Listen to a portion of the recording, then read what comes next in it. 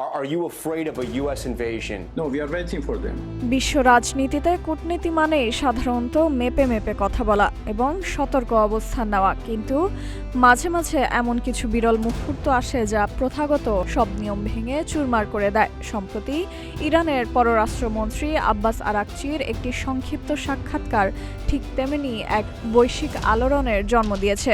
মার্কিন আগ্রাসনের সম্ভাবনা নিয়ে তার যে বিস্ময়কর উত্তর তা কেবল ইন্টারনেটে ভাইরালই হয়নি, বরং রীতিমতো বিশ্বজুড়ে আলোচনার কেন্দ্রে চলে এসেছে। সাংবাদিকের অবাক হয়ে তাকিয়ে থাকা যেন ভয় ধরিয়েছে গোটা যুক্তরাষ্ট্রকে।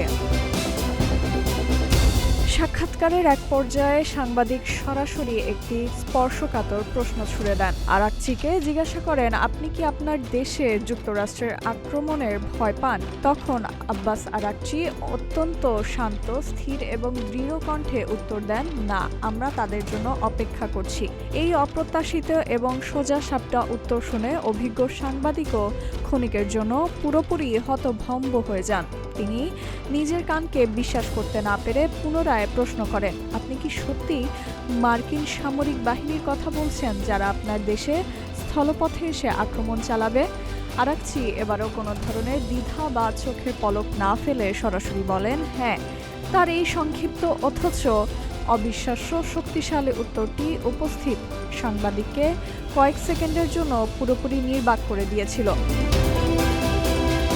এনবিসি নিউজকে দেওয়া আরাকচির এই বক্তব্যের মধ্য দিয়ে ইরানের বর্তমান রাজনৈতিক ও সামরিক অবস্থানের এক অভূতপূর্ব চিত্র ফুটে ওঠে। তিনি যখন বলেন তারা মার্কিন বাহিনীর জন্য অপেক্ষা করছেন, তখন এটি কেবল একটি উত্তর থাকে না, এটি সরাসরি মার্কিন সামরিক শ্রেষ্ঠত্বকে একটি বিশাল মনস্তাত্ত্বিক চ্যালেঞ্জ হিসেবে গণ্য করা হয়। সামরিক বিশ্লেষকরা মনে করছেন আরাকচির এই আত্মবিশ্বাস কেবল তাদের উন্নত প্রতিরক্ষা ব্যবস্থার উপর নয়, বরং ইরানের জাতীয় সংহতি এবং দীর্ঘদিনের প্রতিরোধের অভিজ্ঞতার উপর ভিত্তি করে তৈরি।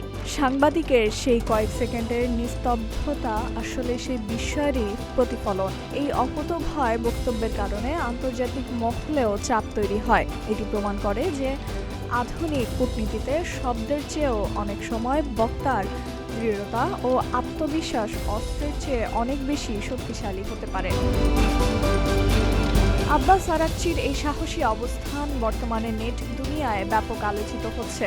অনেকে একে ইরানের রাজনৈতিক মেরুদণ্ডের পরিচয় হিসেবে দেখছেন, আবার অনেকে একে সম্ভাব্য সংঘাতে উস্কানি হিসেবে বর্ণনা করছেন। তবে যুদ্ধের দামামা বাজুক বা না বাজুক, আরাকচির এই সাক্ষাৎকারটি ইতিহাসের পাতায় এমন এক উদাহরণ হয়ে থাকবে, কারণ একটি দেশের প্রতিনিধি অত্যন্ত সাহসিকতার সাথে বিশ্বের অন্যতম পরাশক্তির সামরিক হুমকির মুখে দাঁড়িয়ে পাল্টা হুঁশিয়ারি দিয়েছেন। এই অবিশ্বাস্য আত্মবিশ্বাস শেষ পর্যন্ত কোন পথে নিয়ে যায় মধ্যপ্রাচ্যের রাজনীতিকে, এখন বিশ্ববাসী অধীর আগ্রহে সেটাই লক্ষ্য করছে।